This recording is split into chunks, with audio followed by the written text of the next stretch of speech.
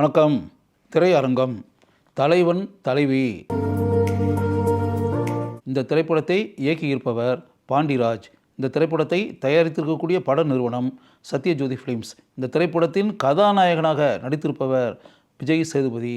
கதாநாயகியாக நடித்திருப்பவர் நித்யா மேனன். இது ஒரு அருமையான கலகலப்பான குடும்ப கதை.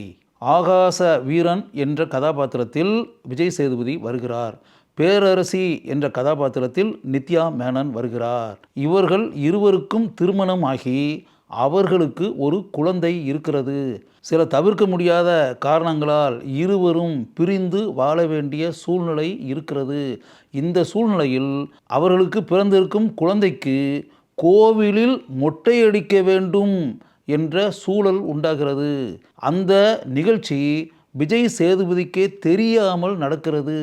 இதை கேள்விப்பட்டு ஆவேசமாக அந்த சம்பவம் நடைபெறக்கூடிய கோவில் இருக்கக்கூடிய இடத்திற்கு விஜய் சேதுபதி வருகிறார்.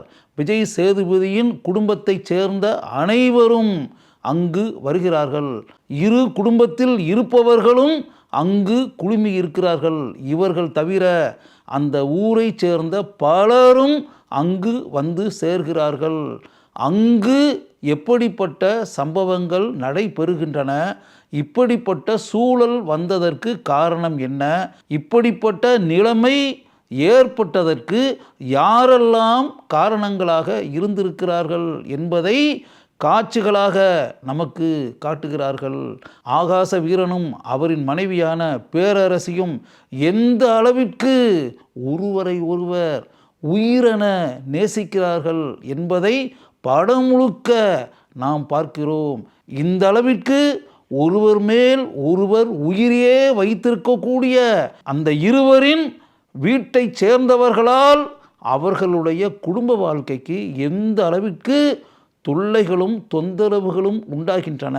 அதனால் எப்படிப்பட்ட நினைத்து பார்க்க முடியாத கசப்பான சம்பவங்கள் அவர்களுடைய வாழ்க்கையில் நடக்கின்றன என்பதையும் நாம் பார்க்கிறோம். விஜய் சேதுபதியின் வீட்டில் இந்த அளவிற்கு அமைதியற்ற சூழ்நிலை உண்டாவதற்கு காரணமாக இருப்பவர்கள் அவரின் அன்னை, அவரின் தம்பி, அவரின் அக்கா, அக்காவின் கணவர். இதேபோல பேரரசியாக வரும் நித்யா மேனனின் வீட்டில் இந்த குடும்ப வாழ்க்கை இந்த அளவிற்கு துயர நிலைக்கு வந்திருப்பதற்கு காரணகர்த்தாக்களாக இருப்பவர்கள் நித்யா மேனனின் தாய், அவரின் அண்ணன், அண்ணனின் மனைவி. இவர்களிடம் இருக்கக்கூடிய ஆணவத்தால், ஈகோ குணத்தால் எந்த அளவிற்கு ஆகாச வீரன், பேரரசி இருவரும் வாழக்கூடிய குடும்ப வாழ்க்கையில் பிரச்சனைகள் உண்டாகின்றன என்பதை உயிரோட்டத்துடன் பாண்டிராஜ் திரைப்படமாக இயக்கியிருக்கிறார்.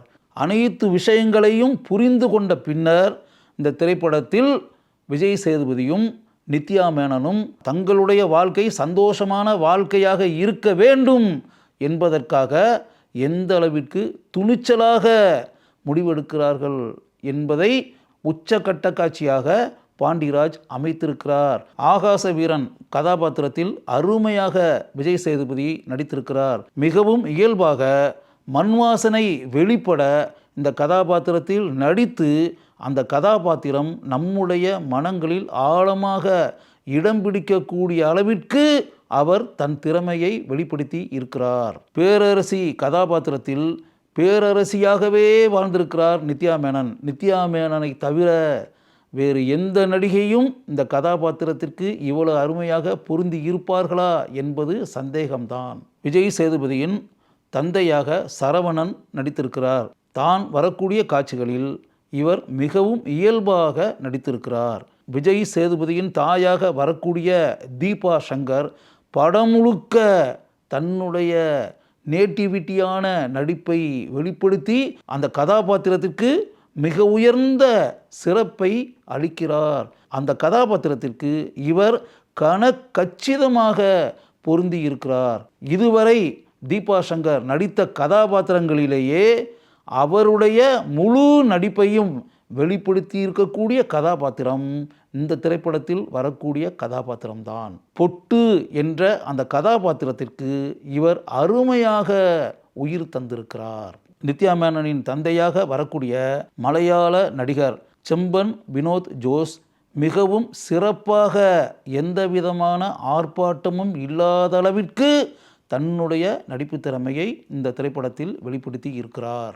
நித்யா மேனனின் அண்ணனாக வரக்கூடிய ஆர்.கே. சுரேஷ் ஆவேசமாக தான் வரக்கூடிய காட்சிகளில் நடித்து அந்த கதாபாத்திரத்தை நம் மனங்களில் ஆழமாக பதிய வைக்கிறார். சித்திரை என்ற திருடன் கதாபாத்திரத்தில் படம் முழுக்க வரக்கூடிய யோகி பாபு படத்தினுடைய ஆரம்ப காட்சியிலிருந்து இறுதி காட்சி வரை வந்து மொத்த திரைப்படத்திற்கும் எந்த அளவிற்கு கலகலப்பை உண்டாக்க வேண்டுமோ அதை மிகவும் அருமையாக செய்து இந்த படத்தின் கதையோட்டத்திற்கு மிக பெரிய அளவில் பங்காற்றியிருக்கிறார். ராகவர்த்தினி என்ற பெண் கதாபாத்திரத்தில் ரோஷினி ஹரிப்பிரியன் வந்து அந்த கதாபாத்திரத்திற்கு தன்னுடைய சிறப்பை நன்கு சேர்த்திருக்கிறார்.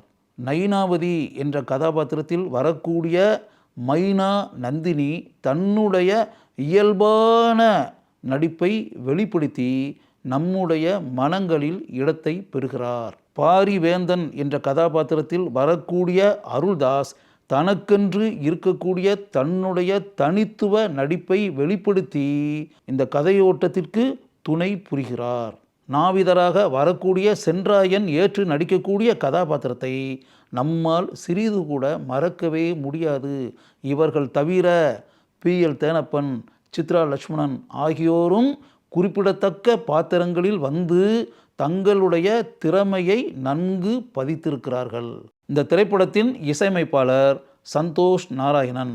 சந்தோஷ் நாராயணன் தன்னுடைய இசையமைப்பை நன்கு செய்திருக்கிறார். பாடல்களுக்கு இவர் அருமையாக மெட்டுகளை அமைத்திருக்கிறார். அந்த பாடல்களை எழுதி இருப்பவர்கள் விவேக்கும் கார்த்திக் நேதாவும்.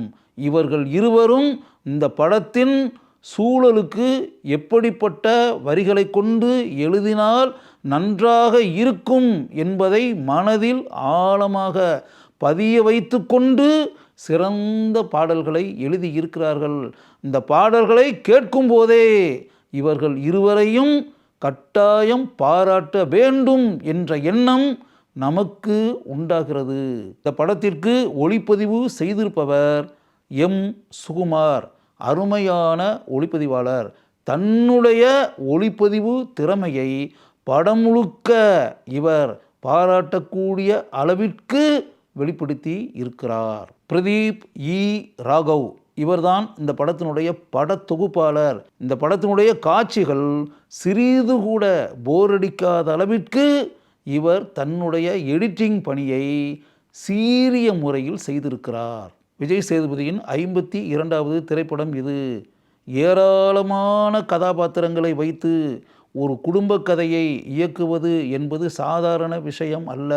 இத்தனை கதாபாத்திரங்களை வைத்து எப்படி ஒரு கலகலப்பான குடும்ப படத்தை பாண்டிராஜ் இயக்கி இருக்கிறார் என்பதை நினைத்து உண்மையிலேயே நான் ஆச்சரியப்பட்டேன்.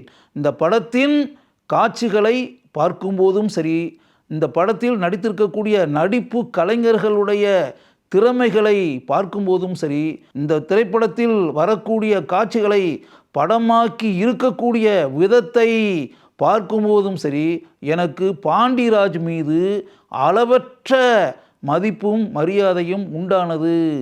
படத்தை பார்த்து கொண்டிருக்கக்கூடிய மக்கள் அனைவரும் எந்த அளவிற்கு தங்களையே மறந்து இந்த திரைப்படத்தை பார்த்து கொண்டிருக்கிறார்கள் என்பதையும் நான் திரையரங்கில் பார்த்தேன். குடும்பத்துடன் பார்க்கக்கூடிய ஒரு அருமையான திரைப்படம் தலைவன் தலைவி.